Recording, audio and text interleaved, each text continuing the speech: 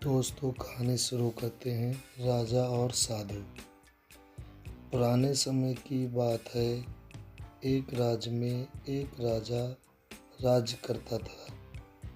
उसका राज बहुत ही खुशहाल था। धन धान्य की उसके राज्य में कोई कमी नहीं थी।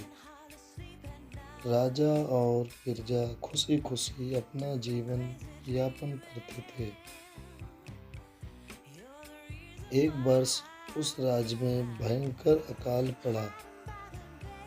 पानी की कमी से फसलें सूख गईं। ऐसी स्थिति में किसान राजा को लगान नहीं दे पाए। लगान प्राप्त न होने के कारण राजस्व में कमी आ गई और राजकोष खाली होने लगा। ये देख राजा चिंता में पड़ गया। हर समय वह ये सोचता रहता कि राज का खर्चा कैसे चलेगा। अकाल का समय निकल गया। स्थिति फिर से पहले की तरह सामान्य हो गई, किंतु राजा के मन में चिंता घर कर गई। हर समय उसके दिमाग में यही रहता कि राज्य में पुनः अकाल पड़ गया तो क्या होगा। इसके अतिरिक्त भी अन्य चिंताएं उसे घेरने लगीं। पड़ोसी राज्य कब है, मंत्रियों का षड्यंत्र जैसी कई चिंताएं उसकी भूख, प्यास और रातों की नींद छीन ली। वह अपनी इस हालत से बहुत परेशान था, किंतु जब भी वह राजमहल के माली को देखता तो आश्चर्य में पड़ जाता। दिन भर मेहनत करने के बाद वह शाम को रूखी सूखी रोटी बनाकर खाता और पेड़ के नीचे बड़े मज़े से सोता। कई बार राजा को उससे जलन होने लगी थी। एक दिन राजा के दरबार में एक शिव साधु पधारे। राजा ने अपनी समस्या साधु को बताई और उसे दूर करने का सुझाव मांगा। साधु राजा की समस्या अच्छी तरह समझ गए थे।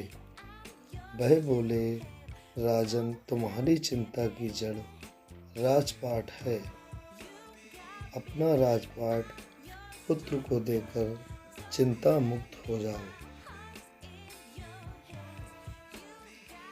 इस पर राजा बोला, गुरुवर, मेरा पुत्र मात्र 5 वर्ष का है। वह अबोध बालक राजपाट कैसे संभालेगा।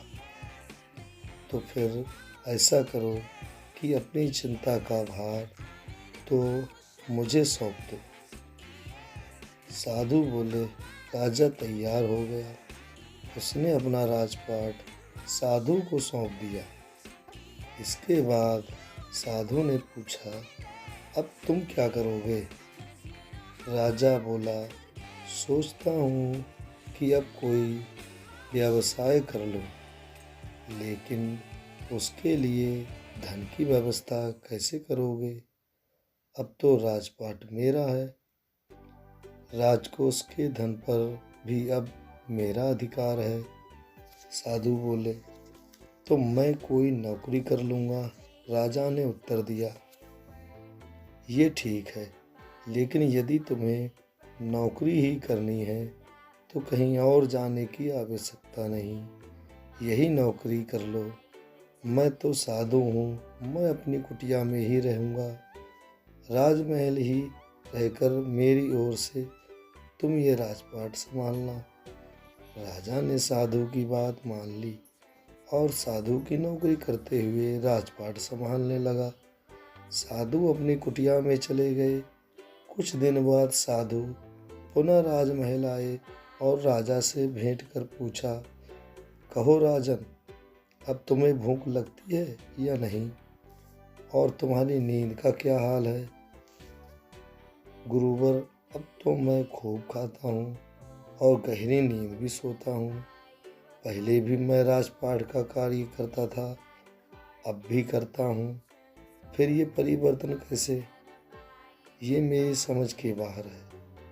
राजा ने अपनी स्थिति बताने के साथ ही प्रश्न भी पूछ लिया। साधु मुस्कुराते हुए बोले,